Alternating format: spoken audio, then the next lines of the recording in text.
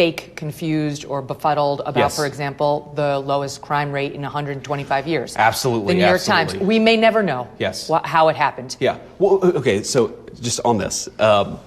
One, lowest crime rate in 120 years, a massive drop in murders. That is human beings who are fellow citizens, in some cases our family and friends, who are walking around America's cities who, but for the pro-law and order policies of the Trump administration, would literally not be with us. Like that's one of those things where when you measure it in human lives, you realize how powerful and important this is. There are many, many dozens of people in most of America's major cities who are walking around right now, who get to go home to their kids, who get to play with their dog because we have actually brought some common sense back to our crime policies. But just going back to the media, okay. So I remember this question I got from a New York Times reporter.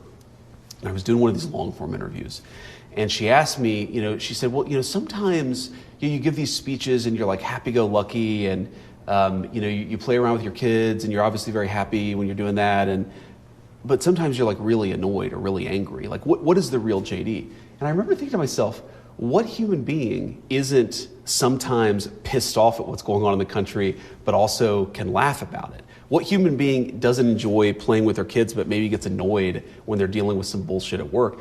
The idea that you have to be like one-dimensional is, I think, one of the reasons why the media is so broken, and it's one of the reasons why they can't tell the true stories that are out there. You asked about the crime. Okay, why is the crime rate so low?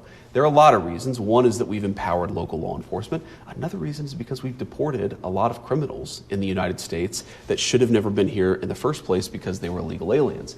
So the media cannot even express an ounce of nuance. It's never, oh, well, maybe we disagree with this. Let's have a conversation about that. But like, let's tell the truth about the fact that there are Americans who are alive today because of Donald Trump's crime and immigration policies. They can't do that. It's always just shouting, angry all the time. You're Gestapo, you're the fascist. And it's just crazy. And it does the American people a real disservice. It's frankly why, you probably have, 5 times as many viewers, 100 times as many viewers as the average CNN show, because people are fed up with the bullshit. Yeah. Sorry, I'm not sure if I'm supposed to say You're allowed to. Yeah, no, our YouTube feed on a monthly basis beats all of CNN. Much. Just our show. 100%. That doesn't surprise me at all. And we know why. Yes. Let's talk about the illegal immigration. Sure. So this year we've had 2.2 million self-deportations and about 675,000 actual deportations under the Trump-Vance administration. That's about, let's call it 3 million. The self-deportations, we're assuming we're going to have more on the front end than the back end, because the people who are willing to take the deal are going to take it now and go.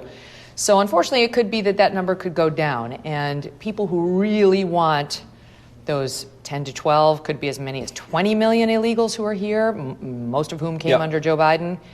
They want them all gone. But at this pace, it's not going to happen. So to those people who think this is going too slowly, what do you say? Well, I say a few things. First of all, there are ways in which it will accelerate. You're right. There may be some front-end self-deportations that you can't replicate in years 2 and 3. There also may be some people who wanted to do it in year 1 but couldn't get in the line, self-deporting 2.5 million people, that's a lot, just bureaucratically. So I think those numbers will continue. They may taper off a little bit. Number 2, all of the immigration enforcement officers that we hired because Biden gutted immigration enforcement, most of them are in training right now. Most of them have not even hit the streets. So there are a lot of ways in which we are doing a slow ramp of immigration enforcement because we inherited a deportation operation that was so broken. And then the third thing that I'd say is the left has fought us so aggressively, but many of our victories are starting to bear fruit. Like just yesterday or the day before, you had a left-wing judge who said that we could not end temporary protected status for illegal Haitian immigrants. Now, this is a program that was put in place illegally, I believe, in the Obama administration, and now a judge is saying that we can't end it. Well, we're going to appeal that. We're going to win. But some of this stuff has taken where judges have tried to stop us from deporting illegal aliens. That's had to work its way through the appeals process. Some of those cases, I believe, are at the Supreme Court right now. So it just takes time to do this in the proper way, to do it in the legal way.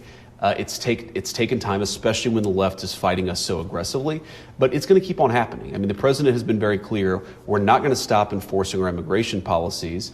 We're going to keep doing it. But I think, frankly, we'll probably be in a better position to do it a year from now than we are today, and we're certainly in a much better position today than we were a year ago. That's interesting, because the legal landscape will have been cleared of some of these hurdles thanks to the Supreme Court. And look, I mean, Megyn, sometimes Stephen Miller is one of my closest friends in the administration. He and I go way back. Sometimes we'll exchange messages and it's like, can you believe this judge did this? It's going to delay this thing another 3 months or another 6 months. But then you realize, okay, 3 months, 6 months, but we keep on winning these cases, right? So yes, you have radical judges who are slowing things. They're not going to be able to stop things so long as we in the administration maintain our posture on it, and we're going to. Do you find it shocking? Like the judge who issued that order Yes. saying you cannot end temporary protected status Yes. is the same judge who tried to stop Trump's ban on transgenders serving Yeah. in the military. And both times she said it's animus. Yes. The administration either hates transgender people or now in this case, Yeah. it hates black people from Haiti. And both times, I mean, she was overruled on the first case. She's likely to be overruled on this case. But you're a lawyer. Do you find it shocking how opinionated, how personal these judges make it? Yes, I do. And there was the one judge who was like, the administration should read the Declaration of Independence. I guarantee you that our president and the Trump administration is aware of the Declaration of Independence and has actually read it. I don't think Biden could have cited the first 10 words of the Declaration of Independence. So there is this weird judicial animosity towards the administration, but we kind of knew we were going to do this. I mean, I remember during the transition, we talked through, okay, we know there are some far left judges who are going to do nationwide injunctions, which, by the way, I think are illegitimate, but set that to the side. And we know we're going to have to power through this stuff. We're only a year into a 4-year term, so we are making progress. But this animus point is really interesting because I think to the extent that there are still, and I'm fundamentally optimistic about human nature, there are still some good faith people on the far left who hopefully would try to understand where we're coming from. Here's what I would say. So I got an email from a classmate of mine a couple of weeks ago, and I didn't respond to it, but I did read it. And it was basically like, it was a plea to sort of stop the chaos and to calm down the chaos. And I read it and I thought, okay, this is a good human being, even though I disagree with his politics. And of course, we don't want immigration enforcement to be chaotic. It's one of the reasons why we've encouraged state and local officials to work with us. But fundamentally, the question is, are we allowed to do what the American people elected us to do? Biden lets in, call it 20 million illegal aliens. If the courts tell us that we're not allowed to deport the people that the American people elected us to deport, that's fundamentally not about even immigration anymore. That's about democracy. Are the American people still sovereign if one administration can do something and the other administration can't do what the American people elected them to do in order to reverse it?